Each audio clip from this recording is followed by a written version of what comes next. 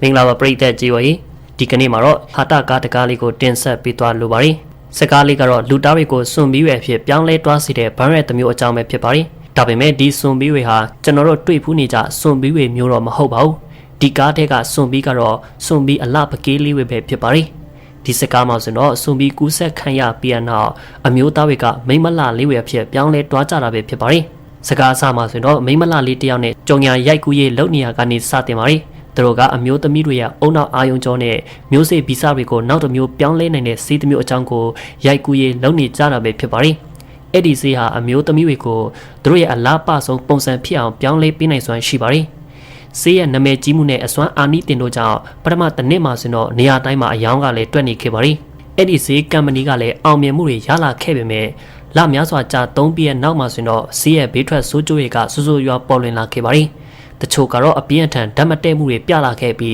းတချို့လူတွေကတော့စက္ကန့်ပိုင်းအတွင်းသတိမေ့သွားတတ်ကြပါတယ်။သူတည်တနာပညာရှင်တွေကဆေးဝေးကိုစစ်ဆေးကြည့်ခဲ့ကြပြီးအမျိုးသမီးတွေရဲ့အုံနောက်အပေါ်အဓိကဓာတ်ရိုက်အကျိုးသက်ရောက်မှုရှိကြောင်းတွေ့ရှိခဲ့ကြပါတယ်။ဒီဆေးကသူတို့ရဲ့အုံနောက်အရွယ်အစားကိုတင်းငယ်လာစေတာဖြစ်ပြီးတော့အကျိုးဆက်အနေနဲ့အယိုးရှင်းဆုံးသောတာဝန်တွေကိုလှုပ်ဆောင်တဲ့နေရာမှာတော့မှအခက်အခဲတွေကိုရှိလာစေခဲ့ပါတယ်။ဒါအပြင်လူသားတရားနေအပေါ်မှာဆေးရဲ့အကျိုးသက်ရောက်မှုကဆေးထုတ်လုပ်စဉ်အတွင်းတိတ်ပံပညာရှင်တွေမျှော်လင့်ထားတာထက်ပိုဆိုးနေခဲ့ပါတယ်။တိတ်မကြခင်မှာဆေးကဘိုင်းရက်အလှလို့သိရတဲ့ဘိုင်းရက်တစ်မျိုးအဖြစ်တိုးတက်ပြောင်းလဲလာကြောင်းကိုလည်းပညာရှင်တွေကသိရှိခဲ့ကြပါတယ်။စက်ကကူးဆက်ခံထားရတဲ့ကောင်မလေးတစ်ယောက်ရဲ့အနမ်းကနေတစဉ်ထပ်မံကူးဆက်ပြန့်နှံ့နိုင်ပါတယ်။ကူးဆက်ခံထားရတဲ့ကောင်မလေးတိုင်းဟာစွန့်ပြီးအလှလေးတွေအဖြစ်ပြောင်းလဲသွားတာဖြစ်ပြီး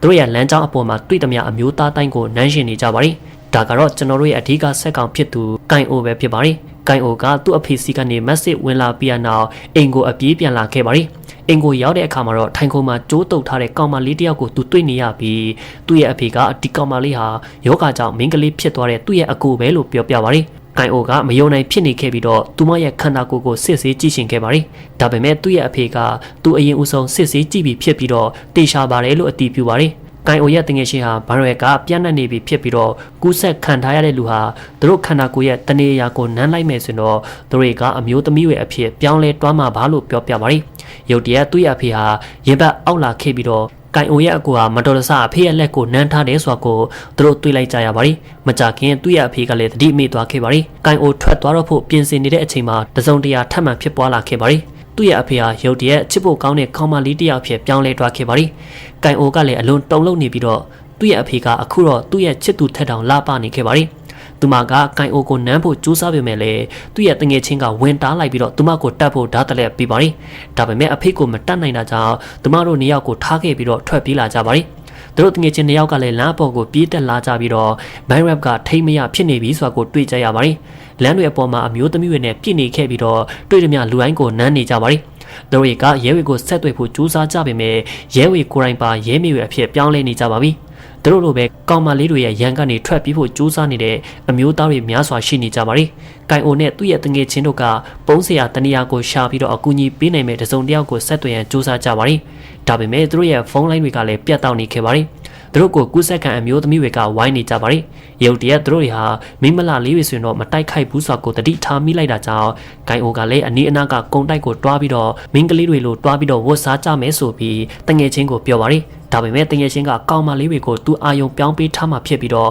ဂိုင်အိုကိုတယောက်တည်းတွားလိုက်ပါလို့ပြောလာပါတယ်။သူကကောင်မလေးများစွာရဲ့အနမ်းကြောင့်တိသွားရတာထက်ပိုကောင်းတာမရှိတော့ဘူးလို့ပြောနေခဲ့ပါတယ်။သူက Nisho FA ဖြစ်ပြီးတော့တခါမှလည်းရီးစားမထားဘူးတိတာကြောင့်ကောင်မလေးတွေကိုနမ်းဖို့ဒါကအခွင့်အရေးပဲလို့ဆုံးဖြတ်လိုက်ပါတယ်။ပြီးရနောက်မှာဆိုတော့သူကကောင်မလေးတွေစီကိုထွက်လျှောက်လာခဲ့ပြီးအာယုံကိုဖန်ဆာလိုက်ပါတယ်။သူစီကိုဝိုင်းအုံလာတဲ့ကောင်မလေးတွေအထက်မှာအောက်ထပ်မှာနေတဲ့တစ်ဖက်သက်ကြိုက်နေရသူကောင်မလေးကိုတွေ့လိုက်ရပြီးတော့နောက်ဆုံးတော့သူမကိုနမ်းခွင့်ရသွားခဲ့ပြီးဒါကအတူဘွားရဲ့အပျော်ဆုံးအခိုက်အတန့်လေးဖြစ်ခဲ့ရပါတယ်။ကိုင်အိုကကုံတိုက်ကိုအမြန်ပြေးသွားခဲ့ပြီးတော့ကန်ကောင်းစွာနဲ့ပဲကူးစက်ခံကောင်မလေးတွေနဲ့မတိုးခဲ့ပါဘူး။သူကခဏအနားယူဖို့ဆိုဖာအပေါ်မှာထိုင်နေလိုက်ပြီးဒီလိုနဲ့ပဲအချိန်တစ်နှစ်ကကုံဆုံးလာခဲ့ပါတယ်။သူကကုံတိုက်အထဲမှာပဲဆက်နေခဲ့ပြီးတော့စားစရာတွေစုဆောင်းဖို့အပြင်ကိုမကြာခဏထွက်တတ်ပါတယ်။ရေဒီယိုသတင်းအရာဘာရက်ဘာတရုတ်နိုင်ငံတနိုင်ငံလုံးကိုပြန့်နှံ့သွားခဲ့ပါပြီ။ကိုင်အိုကကုံတိုက်အထဲမှာတယောက်ထဲတာနေပြီးတော့အပြင်ထွက်မယ်ဆိုတော့မိမလလို့ဝတ်စင်ကမိတ်ကတ်ဒီကိုလိမ့်သွားတတ်ပါတယ်။ တနေ့မှဆိုတော့ရိခါရှာဖို့အတွက်သူဟာကားတစ်စီးအပေါ်မှာတက်ဆင်ကားနောက်ခုံအထက်မှာအမျိုးသမီးတစ်ယောက်ကိုရုတ်တရက်တွေ့လိုက်ရပါတယ်သူကလည်းကားအထက်မှာအမြန်ပြန်ထွက်ပြီးတော့ကုန်းတိုက်ကိုပြန်လာခဲ့ပါတယ်သူပစ္စည်းတွေကိုစစ်ဆေးကြည့်နေစဉ်ကူးဆက်ခံကောင်မလေးတစ်ယောက်ကအနောက်ကနေသူ့ကိုတိုက်ခိုက်ခဲ့ပါတယ်ဒါပေမဲ့ဒဇိန်တစ်ယောက်ကသူ့ကိုအချိန်မီလေးကယ်ပြီးသွားခဲ့ပါတယ်ဒဇိန်ရဲ့အနောက်ကိုကားအထက်မှာတွေ့ခဲ့တဲ့ကောင်မလေးကပါလိုက်လာခဲ့ပေမဲ့သူမကတော့တိုက်ခိုက်ခြင်းမရှိခဲ့ပါဘူးသူမကဗိုင်းရပ်ကူးဆက်ခံရပေမဲ့သူမရဲ့ခန္ဓာကိုယ်ဟာစွန်ပြီးအဖြစ်ပြောင်းလဲသွားခြင်းမရှိပါဘူးသူမကအဲ့ဒီဗိုင်းရပ်ကိုခန္ဓာရည်အားရှိနေခဲ့တာကြောင့်ပဲဖြစ်ပါတယ်ဒဇိန်အမျိုးသားရဲ့နာမည်ကတော့ဝိုင်းဖြစ်ပြီးကောင်မလေးရဲ့နာမည်ကတော့ဆိုင်အိုကီဖြစ်ပါတယ်သူတို့ကရှင်သန်လွတ်မြောက်နေသေးသူတွေကိုရှာဖွေနေကြတဲ့ရှင်သန်လွတ်မြောက်ရေးအဖွဲ့တစ်ခုကဖြစ်ပါတယ်ဝိုင်းကလမ်းမှာဆိုင်အိုကီကိုတွေ့ပြီးတော့ကယ်ပေးလာတာပဲဖြစ်ပါတယ်သူမဟာတဦးထဲသောယောဂပိုးပြီးသူတယောက်ဖြစ်တာကြောင့်သူကဘိုင်းရွက်အတွက်ကုသနည်းရှာတဲ့သိပ္ပံပညာရှင်တွေစီသူမကိုခေါ်သွားရှင်နေခဲ့ပါတယ်ဆိုင်အိုကီကကတ်ယောဂဆိုးကိုရက်တန့်နိုင်တဲ့စွမ်းရည်ရှိသူလူသားတွေအတွက်အဖိုးတန်တဲ့အရေးအမြစ်တစ်ခုဖြစ်ပါတယ်ကုံတိုက်မှာထဲအဖွဲ့စခန်းမှာကပို့ပြီးတော့လုံခြုံမှုရှိရကြောင်းဝိုင်ကကိုင်အိုကိုစခန်းလိုက်ခဲ့ရန်ခေါ်ပါတယ်သူတို့၃ယောက်ကလည်းကိုင်အိုသူ့ရဲ့ကားကိုရက်ထားတဲ့ကားပါကင်စီကိုပြေးကြပါတယ်သူတွေကစခန်းကိုတွားရလမ်းမှာဆိုတော့မင်းကလေးတယောက်လိုဝတ်စားပြင်ဆင်ထားတဲ့ဆိုင်ကင်နဲ့ကောင်လေးတယောက်ကိုတွေ့ကြရပြီးသူကသူ့ရဲ့ကားအနောက်ကိုလိုက်လာခဲ့ပါတယ်သူဟာတခြားစခန်းတွေစီကနေစားတောက်ကုန်တွေကိုလူရိုက်ခိုးယူတဲ့အနီးအနားစခန်းတစ်ခုကစပိုင်တယောက်ဖြစ်ပါတယ်သူတို့ရဲ့အဲ့ဒီနေရာကိုရောက်လာကြတဲ့အခါမှာတော့ဆိုင်အိုကီကအဲ့ဒီကအမျိုးသားတွေနေထိုင်ရတာလုံခြုံမှုရှိစေဖို့အတွက်ပါဇက်မှာကရိယာတစ်ခုကိုဝတ်ဆင်ထားခဲ့ပါတယ်။သူမကယောဂပြီးတယ်ဆိုပေမဲ့လည်းဘိုင်းရပ်ကတော့သူမရဲ့ကိုယ်အတွင်းမှာရှိနေစေပဲဖြစ်ပါတယ်။ဆိုင်အိုကီကသူမရဲ့ပါဇက်ကရိယာကိုဖွင့်ဖို့ခက်ခဲနေတာတွေ့ရတဲ့အခါမှာတော့သူမဘာသာလှုပ်ဆောင်နိုင်ဖို့ပြင်ပေးရန်ကြိုးစားခဲ့ပါတယ်။အဲ့ဒီအဖွဲ့အတွင်းကအမျိုးသားတွေအားလုံးဟာမင်းကလေးတွေလိုဝတ်စားထားတာဖြစ်ပြီးမိတ်ကပ်တွေကိုလိမ့်ရှည်ထားကြပါတယ်။သူတွေကတကယ်ကိုလာနေကြပါတယ်။ဒီကနေ့မှာတိတ်ပံပညာရှင်တွေစီတွားရောက်ဖို့ရိတ်ခါတချို့ပို့ပြီးတော့စုဆောင်းကြရန်သူတွေကမြို့ကိုတွားကြမှာပဲဖြစ်ပါတယ်။ဝိုင်ကကိုင်အိုကိုတော့စခန်းထဲမှာပဲနေခဲ့ဖို့ပြောထားပါတယ်။လူအိုင်းကားပေါ်ကိုတက်ကြပြီးတော့ထွက်သွားကြစဉ်ကိုင်အိုကစခန်းကိုတရင်ပြန်ပို့နေတဲ့စပိုင်ကိုတတိထားမိလိုက်ပါတယ်။ဒါနဲ့သူဟာဒီမှာဘာလုပ်နေတာလဲလို့စပိုင်ကိုတွားပြီးတော့မေးပါတယ်။သူကအဖွဲဌာနအတွင်းကိုဝင်မွေနိုင်တယ်လို့ပြောပါတယ်။ကိုင်အိုကသူ့ရဲ့ခေါင်းကိုရိုက်ရှားလိုက်ပေမဲ့သူ့ရဲ့ခေါင်းကအရန်ကိုမာနေခဲ့ပါတယ်။သူကတစ်ပင်တစ်ပင်မှာစပိုင်ကိုရှီထားလိုက်ပြီးတော့ကောင်မလေးကိုကူညီဖို့ပြေးသွားခဲ့ပါတယ်။ဝိုင်းနဲ့သူ့ရဲ့အဖွဲ့ကရိတ်ခါဝေတင်နေကြတဲ့အချိန်နောက်တစ်ဖက်ကလည်းမြို့အထက်ကိုတက်လာကြပါတယ်။သူတို့ကဆိုင်အိုကီကိုဓာတ်စကန်အဖြစ်ဖမ်းထားကြပေမဲ့အဖွဲ့ထဲကစနိုက်ပါတယောက်ဟာသူတို့ကိုတစ်ချက်ပစ်လိုက်ပြီးတော့တနတ်တိုက်ပွဲကိုဦးတည်စေခဲ့ပါတယ်။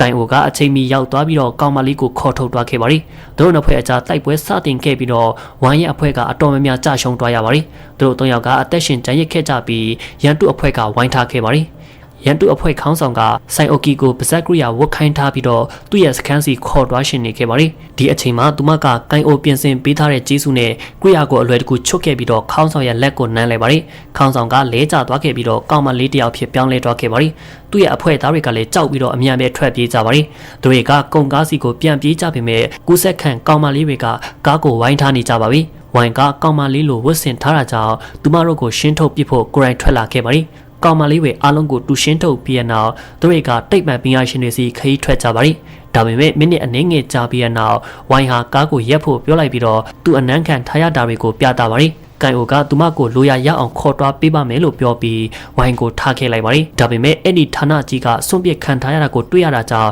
သူတို့ကလည်းစိတ်ပြတ်သွားကြပါလိမ့်ဒီနေရာကိုကူးဆက်ခံကောင်မလေးတွေကတိုက်ခိုက်ခဲ့ကြပြီလို့သူတို့ကယုံကြည်လိုက်ကြပါလိမ့်ရုတ်တရက်ကောင်မလေးတစ်ဖက်ကသူတို့စီကိုလာနေပြီးတော့သူတို့ကိုတိုက်ခိုက်ပါလိမ့်မမျောလင့်ထားပဲနဲ့အနီးအနားဆက်ယုံတစ်ခုမှာအမျိုးသားတစုကတနတ်တင်နဲ့ပြစ်ပေးလိုက်ပြီးတော့သူတို့ကိုကူညီပေးခဲ့ပါလိမ့်ဌာနကကုတဆေးရှာဖို့အတွက်တိတ်ပံပညာရှင်တွေနဲ့လူတစုစုဝေးနေကြတဲ့ဆက်ယုံဟောင်းလေးတစ်ခုဖြစ်ပါလိမ့်သူတွေကနောက်ထပ်လေးလာမှုတွေအတွက်ဆိုင်အိုကီရဲ့သွေးနမူနာကိုယူကြပါလိမ့်ဒီဌာနရဲ့ခေါင်းဆောင်ကတော့ဆိုင်ယိုရှန်ဖြစ်ပါလိမ့်သူဟာဌာနအထက်ရှောက်ပတ်ကြည့်ဖို့ကိုင်အိုကိုခေါ်လာပါလိမ့်သူတွေကစမ်းတက်ခန်းကိုတွားကြပြီးတော့ဆရာဝန်ဟာတွေးနမူနာကိုစစ်ဆေးပြီးဈေးကိုရှာနေကြပါလိမ့်ဒီကိစ္စကိုကင်တွယ်နေတဲ့ဆရာဝန်ကရက်သမားတဦးဖြစ်ပြီးတော့မကြာခဏမေ့တပ်ပေမဲ့လည်းသူတို့စီမှာရှိတဲ့အကောင်းဆုံးသူတည်တနာပညာရှင်ပဲဖြစ်ပါလိမ့်ကိုင်အိုကကလေးဝေကိုလည်းတွေ့ခဲ့ပြီးတော့ရှမ်ကသူတို့လေးဝေကိုမကြသေးခင်ကမှကဲတင်ထားတာပါလို့ပြောပြပါလိမ့်အဲ့ဒီနောက်အားလုံးကလည်းညစာစားကြပြီးတော့ဆရာဝန်ကမူးမူးနဲ့ဗိုင်းရပ်ဖြစ်စေအတွက်ဓာတုကိုဆိုင်အိုကီရဲ့အုံနောက်ကယူရမှာဖြစ်ကဒီလိုယူစဉ်အတွင်းတူမတေဆုံးသွားမှာဖြစ်ပါလိမ့်ဒီလိုဆိုရင်တော့မှဆေးကလူသားအားလုံးကိုကဲတင်ဖို့မလုံလောက်သေးဘူးလို့ပြောလာခဲ့ပါလိမ့် အဲ့ဒီနောက်ကိုင်အိုကလည်းကောင်မလေးကိုအမြန်ဆွဲပြီးတော့ထွက်ပြေးသွားခဲ့ပါတယ်တခြားသူတွေကသူတို့အနောက်ကိုလိုက်ကြပြီးတော့သူတို့နှစ်ယောက်ကလည်းအမတ်တမဲ့အခန်းတစ်ခန်းကိုဝင်လာကြပြီးကူးဆက်မခံထားရတဲ့ကောင်မလေးရှိုးကိုတွေ့လိုက်ရပါတယ်တကယ်တော့ဘိုင်းရက်ကူးဆက်မခံထားရတဲ့လူတွေကဆိုင်အိုကီတယောက်တည်းမဟုတ်နေဘူးဆိုတာကိုသူတို့တွေ့လိုက်ကြပါတယ်ရုတ်တရက်ကိုင်အိုအရိုက်ခံလိုက်ရပြီးတော့တတိမေလဲတွားခဲ့ပါတယ်သူပြန်နိုးလာတဲ့အခါမှာတော့ရှမ်ကကယောဂါကိုရက်တန့်ဖို့ကာကွယ်စီထုတ်လုပ်ရန်အတွက်တူမတို့ရဲ့ခေါင်းထဲမှာထူရှားတဲ့ဓာတုတစ်မျိုးရှိတယ်လို့ပြောပါတယ်ဒါအပြင်သူကကလေးတွေမျိုးပွားနိုင်ဖို့သူ့ရဲ့လူတွေကိုလည်းဒီကောင်မလေးတွေနဲ့အိတ်ဖို့ဆေးလွတ်တတ်ပါတယ်ဒီကောင်မလေးတွေတည်သွားခဲ့တော့မှကလေးတွေကကာကွယ်ဆေးကိုဖန်တီးပေးနိုင်မှာပဲဖြစ်ပါတယ်ကိုင်အိုကလူတာမျိုးနဲ့ကောင်းမှုအတွက်ရှမ်ကိုကူညီပေးမယ်လို့ပြောလိုက်ပြီးတော့ဆိုင်အိုကီနဲ့နောက်ဆုံးတစ်ချိန်တွေ့ရဖို့တောင်းဆိုလိုက်ပါတယ်ချမ်ကလည်းတဘောတူလိုက်ပြီးတော့သူမစီသွားကြကကိုင်အိုကသူချမ်ကိုကူညီပေးပါမယ်လို့တတိပေးလိုက်ပါတယ်ဆိုင်အိုကီဟာသူ့ကိုတောင်းလန့်စွာနဲ့ကြီးလိုက်ပေးမယ်လေမထွက်ခွာခင်မှာအမျိုးသမီးတွေကိုပါဇက်ကရိယာဝတ်ပေးထားဖို့ချမ်ကိုတတိပေးခဲ့ပါတယ်အဲ့ဒီနောက်ဆိုင်အိုကီကလည်းကိုင်အိုရဲ့စိတ်ကူးကိုတတိယသွားခဲ့ပြီးတော့သူတို့ဘာသာပါဇက်ကရိယာကိုဘယ်လိုမျိုးဖြုတ်ရမလဲဆိုတာကိုကောင်မလေးတွေအားလုံးကိုပြသပေးခဲ့ပါတယ်နောက်တနေ့မှာဆိုတော့ကောင်မလေးတွေကိုဝတ်အစားအလှလေးတွေဝတ်ဆင်ခိုင်းပြီးတော့စီမံခန့်ခွဲရေးအခန်းကိုခေါ်လာကြပါတယ်သူတို့ကကိုင်အိုလိုအပ်စွာပြင်ဆင်ထားတဲ့ပါဇက်ကရိယာတွေကိုလည်းဝတ်ခိုင်းပါတယ်လုပ်ငန်းစဉ်စတာနဲ့သူတို့ဟာကရိယာတွေကိုဖယ်ရှားပြီးတော့ဆရာဝန်တွေအားလုံးကိုနမ်းပြလိုက်ပါတယ်ဒီအချိန်မှာကိုင်အိုကကူးဆက်ခံကောင်မလေးတွေကိုထိမ့်သိမ်းထားတဲ့နေရာစီသွားပြီးတော့သူတို့ကိုလွတ်ပေးလိုက်ပါတယ်အဲ့ဒီကောင်မလေးတွေကချမ်းမြက်အဖွဲကိုတိုက်ခိုက်ခဲ့ပါတယ်